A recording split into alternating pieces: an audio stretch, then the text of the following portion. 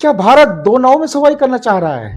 पहली नाव जो है अमेरिका और पश्चिमी गठबंधन की है, जिसमें क्वाड है, टेक्नोलॉजी है, रक्षा है, सहयोग है, व्यापार, इंडो पैसिफिक की रणनीति है। और जो दूसरी नाव जो है दोस्तों वो है रूस और चीन की, जिसमें ऊर्जा है, ब्रिक्स है, एससीओ है, रणनीतिक संतुलन है, मल्टीपोलर वर्ल्ड की वकालत इसमें होती है।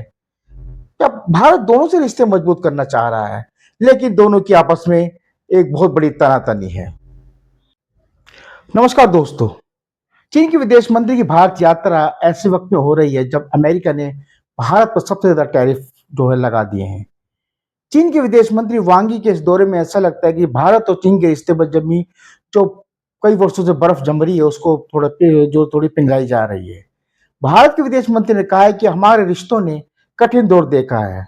अब हमारे दोनों देश आगे बढ़ना चाहते हैं, इसलिए दोनों देशों को रचनात्मक दृष्टिकोण की आवश्यकता है।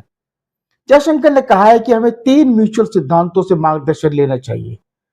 पहला वो बताया है कि उन्होंने परस्पर सम्मान है, परस्पर संवेदनशीलता और तीसरा परस्पर हित। मतलब कि भारत चीन के रिश्तों को इन तीन मार्गों से निर्देशित होना चाहिए। अब इन वांगी की यात्रा को हम ऐसा ऐसा समझ सकते हैं जैसे जो तनातनी भरे रिश्ते चले आ रहे थे उनमें थोड़ी ढील दी गई है। आगे भारत और चीन के रिश्ते किस दिशा में जाएंगे वो वक्त ही बताएगा। हाँ, ये एक अच्छी शुरुआत है चीन को अपना दोस्त बनाए जाने की, पर ये भारत के लिए आसान नहीं है। भारत और चीन के बीच एक बहुत बड़ी गहरी खाई है। विश्व में जो तीन सुपर पावर्स जो हैं यूएस, चाइना और रशिया, भारत उनमें अमेरिका और चीन के बीच दो नाव में सवारी करने की कोशिश कर रहा है, पर वो इतनी आसान नहीं होगी। आप किसी भी दो दो देशों के बीच बैलेंस कर सकते हैं, पर आपको यहाँ पर बैलेंस करना है अमेरिका और चीन को, और इनकी आइडियोलॉजी को भी बैलेंस करना है। ये दोनों अलग आइडियोलॉजी के देश है। ये बात भी भारत को अपने दिमाग में रखनी पड़ेगी। अब हम ये भी देखना होगा कि अमेरिका अब हमसे कितना नाराज होता है, क्योंकि यदि भारत और चीन के रिश्ते सुधरेंगे तो अमेरिका के लिए जो पिछले 25 साल में भारत के ऊपर मेहनत की है, एक एलाई बनाने के स्ट्रेटेजिक एलाई बनाने की कोशिश कर रहा था, उसका क्या होगा? इंडो पैसिफिक का क्या होगा? ये तो सब इंडो पैसिफिक में तो अमेरिका का सारा गेम ही एकदम उल्टा हो जाएगा। इंडो पैसिफिक में जो साल का $4 ट्रिलियन का व्यापार होता है, इसमें अकेले ही चीन का लगभग $1 ट्रिलियन से ज्यादा व्यापार जो है चीन का ही हो जाता है। भारत के चीन के साथ बड़े बेसिक जो है एक समस्याएं हैं, जैसे बॉर्डर डिस्प्यूट है। क्या चीन 2020 वाली स्थिति में वापस चला जाएगा? और जो अरुणाचल प्रदेश को अपना साउथ तिब्बत बोलता है, क्या उसको अब आगे जाके मानना मना कर देगा?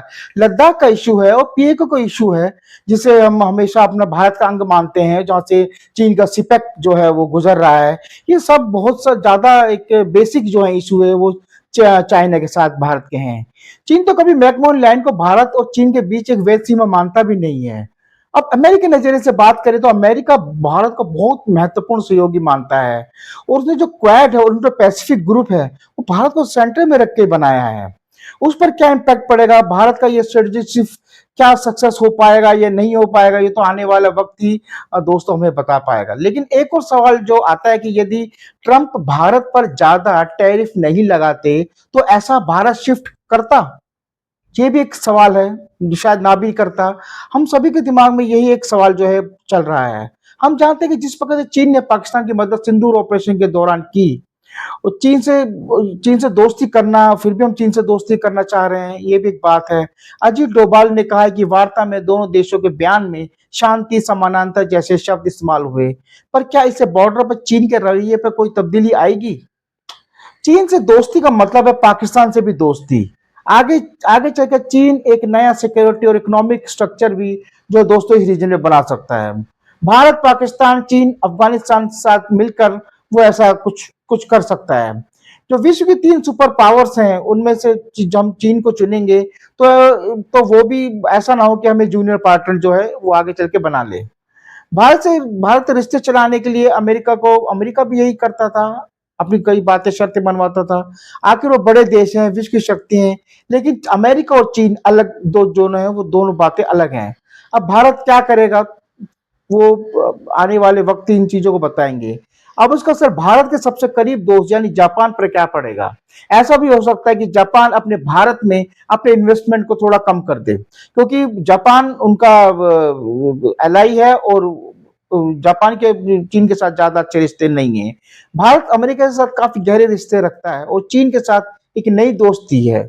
वांगी को यात्रा को लेकर रूस भी काफ़ी खुश है क्योंकि रूस चाहता है कि आरआईसी में उसका जो है वो बन जाए क्योंकि रूस जो है इस वक़्त अमेरिकी सैंक्शन के जो वो एक मतलब उसको झेल रहा है।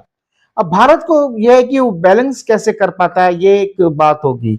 मीटिंग के बाद पीएम मोदी भी चाइना जा रहे हैं लास्ट में एससीओ मीटिंग अटेंड करने और शी जिनपिंग से मिलेंगे। अब शी जिनपिंग से क्या बात हो पाती है और ये जो दोस्ती है वो कितनी आगे बढ़ पाती है, ये तो आने वाला वक्त ही दोस्तों हमें बता पाएगा। लेकिन जो भारत ने स्ट्रेटेजिक शिफ्ट करने की कोशिश की जा रही है, मुझे तो ऐसा ही लगता है कि भारत जो है सिर्फ एक एक अपने बॉर्डर को शांत करना चाहता है कि किसी तरीके से आगे कुछ ऐसा ऐसा कुछ क्योंकि भारत जो है इस वक्त जो है चीन से बड़ा ही दबाव महसूस कर रहा है कि बॉर्डर पर भी एक स्थिति बनी हुई है जो कभी भी कुछ भी हो सकता है। तो भारत चाह रहा है कि इस तरह माहौल में वो एक तरीके से चीन को शांत करे और उससे दोस्ती का हाथ बढ़ाए और दोस्ती करने की कोशिश करे। तो ऐसे ये भी बात और दूसरी बात ये भी मुझे लगता है कि भारत जो है अब अपनी इकोनॉमी के ऊपर ज़्यादा ध्यान देना चाह रहा है। वो किसी स्ट्रेटेजिक अलायंस या ऐसा कुछ किसी का साथी नहीं बनना चाहता। वो चाहता है कि एक इकोनॉमिक प्रॉस्पेरिटी ला जाए, अपने लोगों को अच्छा किया जाए। ये मुझे लगता है कि भारत ने बड़ी सोच समझ के इन चीज़ों को कर रहा है। Thank you.